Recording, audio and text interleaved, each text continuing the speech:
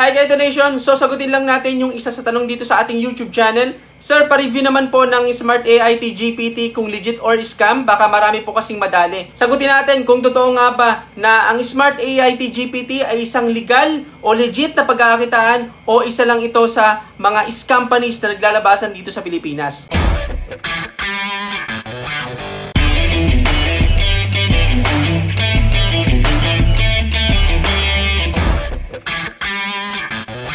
So, ang Smart AIT GPT ay isa daw trading platform na gumagamit ng AI o Artificial Intelligence, particular sa AI model gaya ng GPT-4 kung saan nagbibigay sila ng automated trading service. Ang tanong, totoo nga ba na ang pinopromote ng Smart AIT GPT ay isang trading service na nag-o-offer ng Artificial Intelligence o automated trading? Ngayon, paano ba natin malalaman kung totoong trading service ito o hindi? Itong pinopromote ng Smart AIT GPT o isa lang Ponzi scheme. So meron tayong 5 paraan para malaman ito. Una ay kung mayroon bang trading strategy o performance matrix ang isang platform. So kailangan nating malaman ito para makita natin kung totoong nagtitrade talaga ang isang platform. Mayroon bang backtesting data? Meron bang real-time trading data? So makikita natin yung dalawang yan sa totoong trading platform na nag-o-offer ng trading service. Ngayon, dito sa Smart AIT GPT, base sa experience ko, wala akong nakitang real-time trading data dito. No, paano ko nasabi? So kung nandito ka sa loob ng website ng Smart AIT GPT, makikita mo na wala talagang real-time data na nangyayari. So para kumita ka dito, kailangan mo mag-recharge ng 10 USDT dito sa Smart AI GPT-4 model at kikita ka dito ng 2.50 to 2.60%. Dito naman, para ma-unlock mo ito, kailangan mo mag-deposit dito ng 20 USDT, 100 USDT, 10,000 USDT para ma-unlock mo yan at kikita ka naman dito sa pinaka malaki nila na Smart AI GPT-4 model na 4.50%. So, wala pong trading na nangyayari dito, kapatid. Kasi once na mag-deposit ka ng pera dito at i-unlock mo yan, ang gagawin mo dito, kapatid, araw-araw ay i-click itong button na to. So kapag kinilik mo yan, ganito po yung mangyayari. Start trading, ajuchuchu, quantification process. Hindi po ganito yung totoong trading. Ang trading, hindi ka mag-click araw-araw. Ang tawag po sa paraan na ito, kapatid, ay task fraud. Okay? Matagal na pong ginagawa itong ganitong klase ng gawain. So, ibig sabihin, once na mag-click ka mag-click ka sa isang button o araw-araw kang may kukunin para kumita. Okay? Hindi po ganun yung trading na nangyayari. Once na kinilik mo to, kikita ka na. May kita mo na wala talagang totoong trading na nangyayari dito sa loob ng Smart AIT GPT. O dito, nakikita ko ito na isang Ponzi scheme dahil walang actual na trading performance. So madalas kasi sa mga ganitong klase ng platform, sinasabi lang nila na may AI o trading system, pero kung titingnan mo ng mabuti o sisiyasatin mo, walang actual na detalye ang platform. So wala pong trading o AI trading na kailangan mo lang pindutin araw-araw para kumita. Hindi po ganyan ang tunay na trading activity. So kung natatandaan nyo po yung AI saga, yung AlgoScalp, isa din ito sa mga na-review natin dito sa ating YouTube channel, na isang scam. So same lang po itong scheme na ito kung saan wala talagang totoong trading activity na nangyayari. Okay? Pangalawa, sa tunay na trading platform, wala pong trading platform o kahit anong financial markets na nagbibigay ng garantisadong kita. Sa market kasi, ang performance ay hindi naman pare-pareho. Nag-iiba-iba yan. Kahit na ang pinaka-advanced na AI ay hindi makakapagbigay ng garantisadong kita araw-araw. Halimbawa, sa isang tunay na trading environment, ang pinaka-possible na monthly return ay umaabot lang po ng 5% to 20%. Depende sa strategy at depende sa market condition. Pero, hindi po buwan-buwan ganyan ang kita dahil sa trading mayroong risk. Okay, may posibilidad na matalo ka sa isang buwan.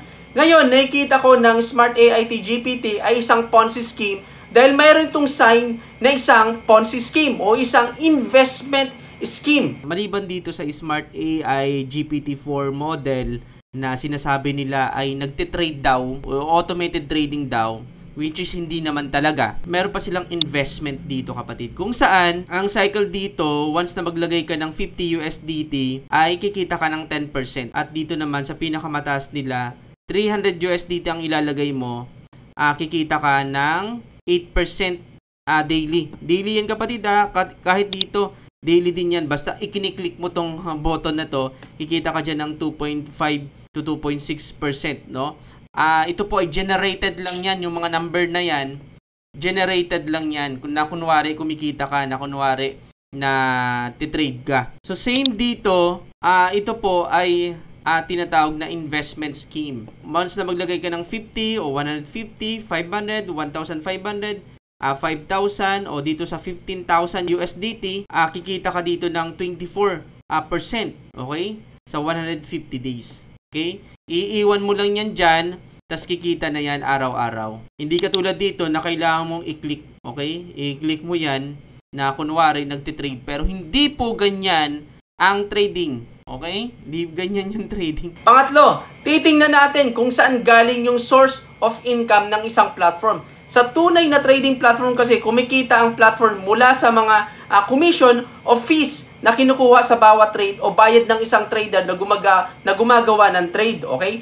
Pero kung pag-uusapan natin yung trading platform katulad ng Binance o Bybit, kumikita po sila sa tinatawag na management fees o performance fees kung saan binabayad po yan ng isang trader sa bawat open position o sa pagsimula ng trade. Once naman na ikaw ay nag-o-offer ng trading service, kumikita po, ang source of income ng company ay yung commission o kaya naman fees o kaya na binabayad buwan-buwan o kaya naman bawat position. Okay? Ganun po yung kitaan dyan. So dito sa Smart AI GPT ay nakikita ko na isang Ponzi scheme dahil ang source of income nila ay nagmumula sa pera ng bagong investor. Ibig sabihin, kapag naglagay ka ng pera dito, dahil walang totoong trading na nangyayari, ang pera ay pinapaikot lang yan. Ang kita mo araw-araw, sa bawat pag-click mo sa button ay generated lang base sa inilagay mong pera sa platform nila. Ganito lang po nag-work yung sa Smart AI GPT dahil wala po itong totoong trading activity, okay? So number 4, base kasi sa Smart AI GPT,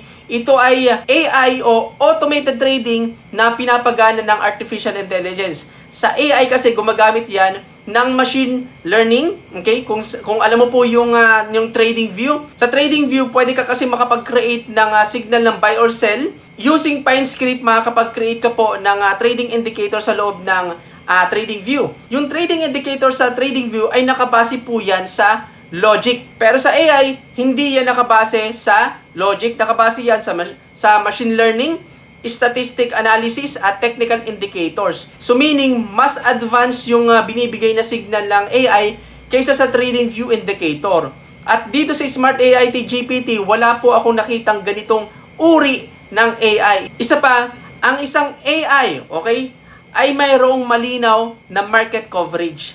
Saang market ka ba nagtitrade, okay? Hindi lang kasi pwede na sabihin na nagtitrade ako nagtitrade ang AI sa Binance o sa OKX o sa Coinbase. Kailangan mayroong specific na market kung saan nagtitrade ang bot, specific na market at specific na asset. At wala pa ako nakitang ganitong info sa Smart AI GPT para masabi na ito ay isang AI na trading service na pinapagana ng isang AI. Masasabi ko na ang Smart AI GPT ay isang Ponzi scheme dahil walang kahit anong reference sa paggamit ng AI o trading algorithm. Dahil walang detalyadong technical na impormasyon kung paano nagtitrade ang AI. O isa pang dahilan kung bakit ko nasabi na itong AI na ito na isang Ponzi scheme dahil saan ka nakakita na isang artificial intelligence, okay? Napaka-advanced o nag-o-offer ng intelligence trading service pero basic coding lang yung website nila. So doon pa lang, makikita mo na nagsisinungaling na sila doon kapatid. Itong klase ng program ng website nila ay paulit-ulit na lang na ginagawa kapatid. Paulit-ulit na lang na ginagamit. Galing dun sa mga nagsarang platform. Nag-iiba-iba lang ng pangalan, nag-iiba-iba lang ng tawag, pero same ng program ng website. No, panglima, titingnan natin yung referral bonus kung saan nakafocus. Sa tunay na referral bonus ng isang trading platform, kinukuha ang commission sa tinatawag na trading performance o yung bayad ng isang trader sa bawat position, open positions. Kung nakapag-trade ka na mag-trade, sa bawat trade, mayroon po yung iba't ibang klase ng fees. Ang kita ng referral program ay hindi galing sa investment ng referral mo, kundi sa fees. hindi po galing dun sa inilagay na pera ng referral mo. Kapag ganon, ay Ponzi scheme po yun. For example, sabihin natin na ako, nirefer mo ako, nag-invest ako ng 200 USDT. Yung referral ay hindi dapat galing doon sa 200 USDT na ininvest ko, kundi doon sa fee na ibabayad ko bawat magte-trade yung bot. No, sabihin natin, bawat trade ko, nagbabayad ako ng 0.1%. Yung 0.1% na yan ay ita-times sa margin. Okay? So masasabi mo na isang Ponzi scheme, ang isang trading platform, kung ang commission ay galing doon sa pera na ilalagay ng ni-recruit mo. At dito sa Smart AIT GPT, ang commission ay galing doon sa inilagay na pera ng recruit mo. Doon palang malinaw na nakafocus ang Smart AIT GPT sa recruitment at hindi sa trading, kasi walang totoong trading na nangyayari dito sa loob ng Smart AIT GPT. Plus, makikita mo dito na mayroon silang multi-level marketing structure kung saan pwede kang kumita hanggang third level mo. Okay? Ibig sabihin, invite mo. So, yan po ay isang sign ng Ponzi scheme para mahikayat ang mga member na mag-invite ng maraming tao. So, pang-anim, titingnan natin kung transparent sila sa mga user at hindi sila nagsisinungaling. No, base sa kanilang website, ang Smart AIT GPT ay funded daw sa taong 2022. Yan po ay malaking kasinungalingan dahil lang website nila ay walang kahit anong history na nagpapatunay na nagsimula sila noong 2022. Ang website nila ay nagsimula lang noong ngayong 2024, no, para ma-visualize mo. So, tininan ko po kung gaano nakatagal yung website ng Smart AIT GPT. Ang website nila ay 6 months old pa lang. Create siya ng March 2024. So, hindi po totoo na 2022 pa sila. Okay? So, sabihin natin, ay teka, baka naman hindi totoo yan. Ano natin yung website ko. Check natin, kapatid. So, ayan. Yung website ko ay 7 years na nagra-run. 7 years and 10 months na nagra-run. Okay? Sinimulan ko to ng 2016, 2007, mga ganun. Yung Smart AIT GPT ay 6 months old pa lang. So, hindi po totoo. Ulitin ko na sila ay nagsimula noong 2022.